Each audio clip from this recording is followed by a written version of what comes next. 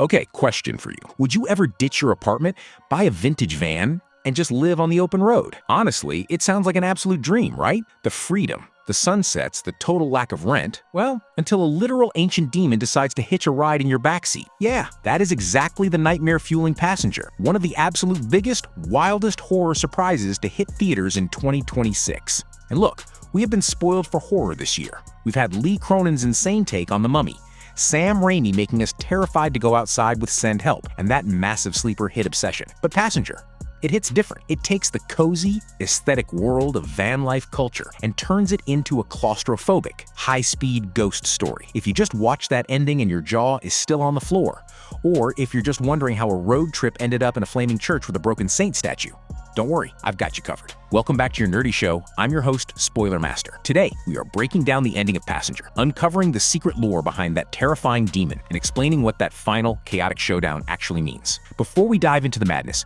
do me a huge favor. Hit that subscribe button and ring the bell so you never miss a breakdown of your favorite horror flicks. All right, you ready? Let's talk about how a romantic getaway turned into a highway to hell. It's something unholy. Rules of the road.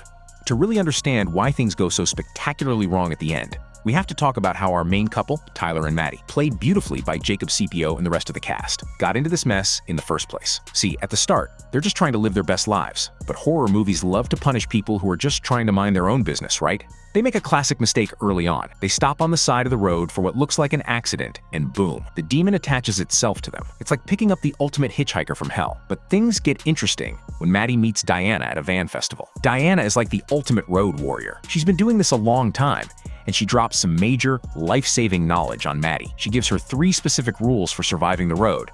Number 1, don't drive at night unless you absolutely have to. Number 2, never, ever stop for anyone or anything. And number 3, follow the hobo road symbols whenever you see them. Now, at first, Tyler and Maddie are probably thinking, okay, this lady has spent a little too much time breathing in exhaust fumes. But as the demon starts turning their van into a rolling house of horrors, they realize Diana wasn't crazy. They start strictly following the rules. They pull over before sunset, staying at creepy diners or cheap hotels to wait for sunrise. They ignore people stranded on the shoulder because they realize that the entity thrives on isolation and vulnerability. It wants them to stop. It wants them cornered in the dark. But rules can only protect you for so long, right? Eventually, you have to find a way to fight back. So, Tyler and Maddie decide they need to find Diana again. She's the only one who seems to know what the heck is going on. They drive for days, tracking her all the way to Arizona. And let me tell you, when they arrive at Diana's camp, the vibes are immaculate. If your idea of immaculate is total hostility, the people at this off-grid camp instantly sense that Tyler and Maddie aren't alone. It's like they can smell the sulfur and bad energy rolling off the van. Diana takes one look at them, panics,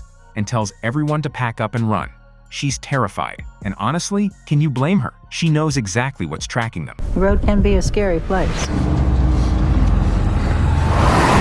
The tragedy of Diana and the legend of St. Christopher. But Maddie begs her for help, and Diana, being a good soul deep down, relents. She tells them there's a place, a sanctuary, the Church of St. Christopher. Here's the catch.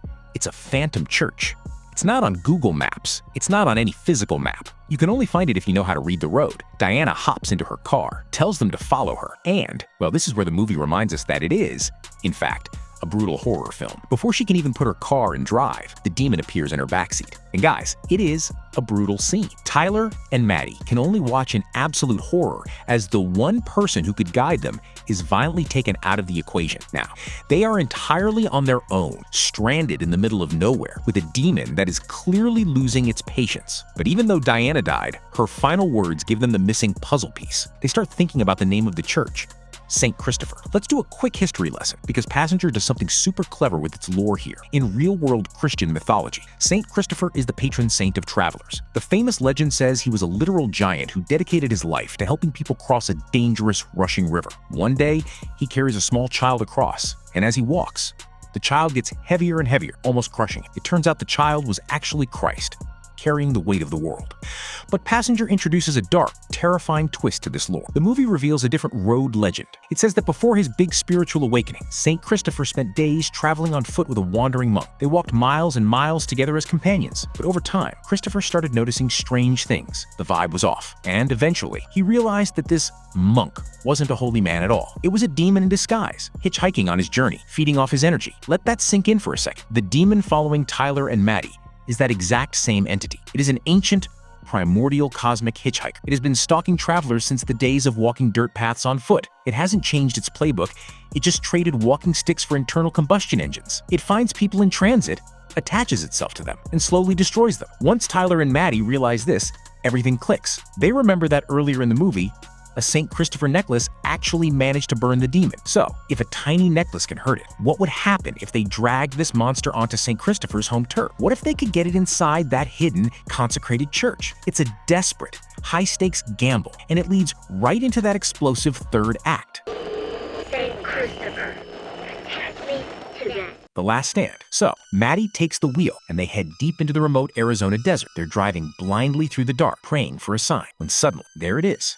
A hobo road symbol etched into the dirt, signaling them to go off-road. The second Maddie steers the van off the pavement and into the pitch-black desert, the demon goes absolutely feral. It knows where they're going, and it knows that the church is a death sentence for it. The final drive is pure, unadulterated tension. The van is rattling like it's about to tear apart at the seams. The demon is popping up in the windows, screaming, throwing itself against the glass, trying to force Maddie to crash the car before they can reach the sanctuary. And then we get that massive twist that had everyone gasping in the theater. Tyler, realizing that the demon is completely overwhelming them from the back of the van, decides to make the ultimate sacrifice. He opens the doors and dives straight out of the moving vehicle into the dark desert night. It is a heartbreaking moment because at that point, we have no idea if he survived the fall or if he just sacrificed his life to buy Maddie a few precious seconds. But Maddie honors his sacrifice. She doesn't stop. She doesn't look back.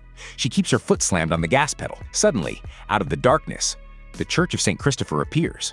It's this beautiful, abandoned, eerie stone building standing in the middle of absolute nowhere. And Maddie? She doesn't park. She doesn't run for the front door. She chooses absolute chaos. She drives the van directly through the doors of the church. Just absolute, glorious, vehicular homicide-style chaos. The van smashes inside, tearing through the pews, and crashes dead center into a massive stone statue of St. Christopher. The windshield shatters, the statue breaks, and the entire church starts to catch fire from the wrecked engine. Now, simply being inside the church immediately weakens the demon. It's trapped on holy ground dedicated to its ancient enemy, but it's not dead yet. It's injured, furious, and crawling out of the wreckage to finish Maddie off. Maddie looks up and sees a massive, jagged, razor-sharp piece of the broken St. Christopher statue sticking straight out of the rubble. She looks at the demon, throws the van into reverse, hits the gas, and then slams it back into drive. She rams the van forward one last time, pinning the demon and impaling it directly onto the broken statue of the saint. And just like that, the ancient curse is broken. The demon dissolves into this creepy, ash-like substance, disintegrating into nothingness. The cosmic hitchhiker is officially dead. Our nerdy thoughts. The movie wraps up with a beautifully emotional finish. Tyler actually survived the jump. He limps his way to the church, and he and Maddie have this incredibly emotional reunion outside as the building burns to the ground. Tyler uses their GPS to finally call for help, and Maddie slips her engagement ring back on her finger. It's a relatively traditional, by-the-book horror ending. Sure, the monster is defeated, the couple survives, and love conquers all. But honestly, after the absolute relentless tension of the last 90 minutes, it felt incredibly satisfying. It rewarded the characters for using their heads, respecting the lore, and quite literally driving through their fears. So, what did you guys think of Passenger? Did that church scene catch you off guard? And where do you think it ranks among the other horror bangers we've gotten in 2026 so far? Drop your thoughts in the comments below. Let's get a conversation going. If you enjoyed this breakdown, don't forget to give this video a thumbs up, share it with your fellow horror-loving friends, and subscribe for more. Until next time, keep your eyes on the road, don't drive after dark, and whatever you do, don't check the backseat. Bye, guys. No, what the heck, I'll laugh anyway.